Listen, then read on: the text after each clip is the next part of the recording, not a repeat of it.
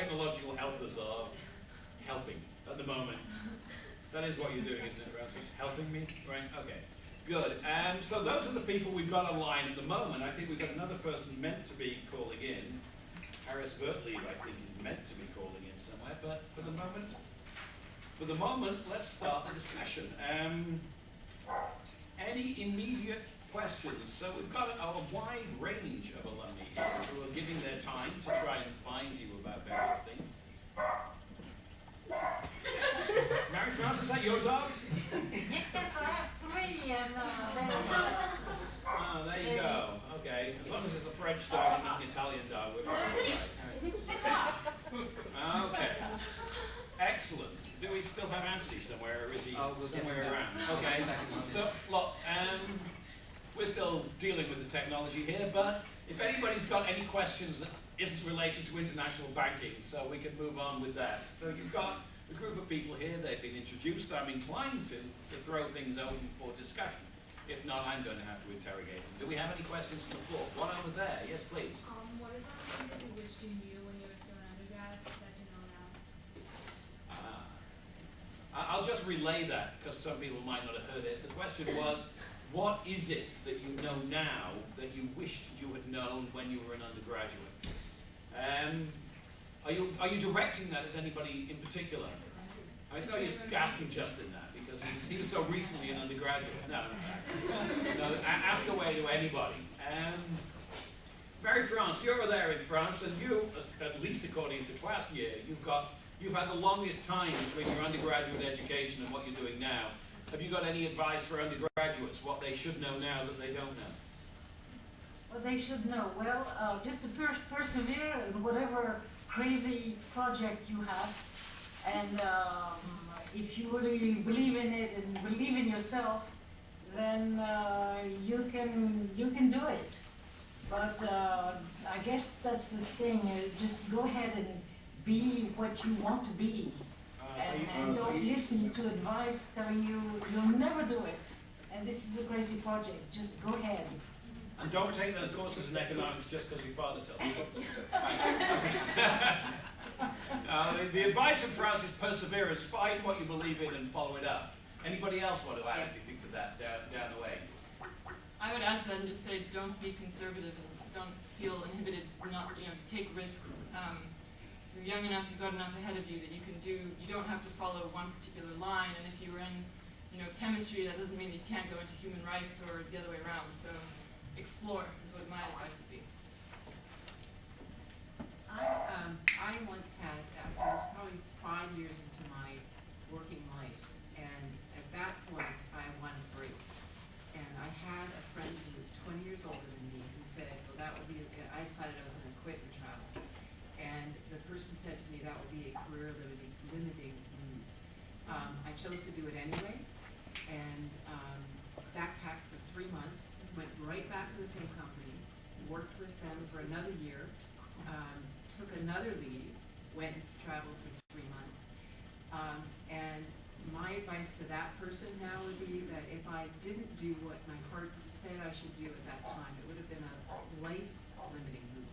So I would say do go after the things that you're interested in, and don't always take advice from people who are older than you.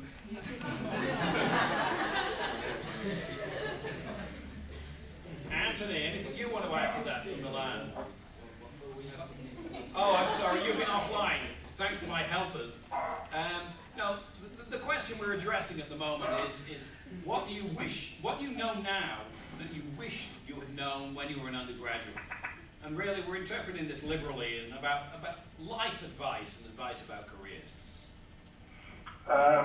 It's wonderful to be ambitious and to expect a lot of yourself in the business world, but you sort of have to learn how to temper your ambition and gear your personal life, I think, a little bit as a priority, and take things a little bit in stride. Life is a long life. People say life is too short, but you learn a lot. You go through it, and you may be waiting for a promotion, and 2 years for a promotion may sound like the end of a lifetime to some people when they're starting out. But the important thing is to give the best that you can and at the time you can and keep things in perspective. I think that that's an important piece of advice. You know, you come out of school expecting a lot because you've invested a lot in your education. But the important thing, I think, is to also fit in within the organization and learn, you know, just because you graduated from Vassar and that you're a smart person, it doesn't automatically pave the way for your future. Nancy.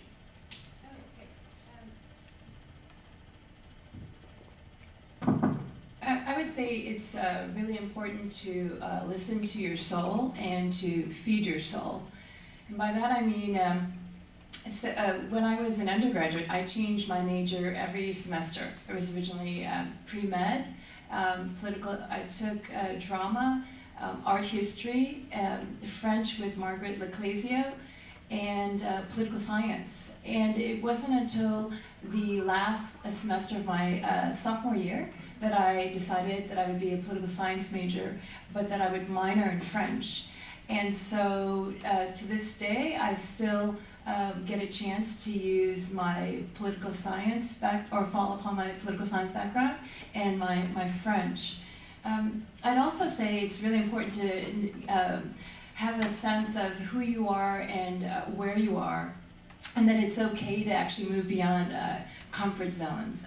So if you'd asked me a couple of years ago if I knew I'd be living in Albania, I would have sort of shook my head in disbelief, mainly because Albania, it's the first time I'm living in a country where I don't know the language, but I'm really enjoying it. And I found that when I took a group of students to a conference in Pristina, Kosovo, Independence Day for Kosovo was 2 days ago. When I took them to this conference in Pristina, that the older generation in Kosovo, they spoke Russian and French. And so although I was still learning my Albanian, it was a bit surreal being on on foreign soil where I had no sense of what language was being uttered. Okay. Katya. Your quick advice to these eager undergraduates. I would definitely second Marie's advice. And, you know, I'm someone who, for the first 5 years of post-college life, I did what was right on paper. I had a good job, health insurance, nice apartment, and it kind of, you know, every decision closer to photography got me a smaller apartment, less pay, more risk. And, you know, that's something that, but for the first time in my life, I really feel like this is what I want to do, and that's fulfilling in a way that I wasn't being fulfilled before. So definitely, you know, follow your passion and don't necessarily take the path that other people are taking because you think that it's the right path. Justin. Yeah, I think sort of going off of Anthony's comments about like staying focused on those things that you have right now, like while you're at Vassar, focus on doing those things well, so that you know you have something to build off of in the future. I think Dr. Kenna mentioned I haven't really been out of here long enough to really have those sort of lifelong or longer stories to tell, experiences to build off of. But I think focusing on what you're working on here at Vassar and then building off of that in the future is sort of my take on it. Okay. Thank you very much. Any other questions from the audience?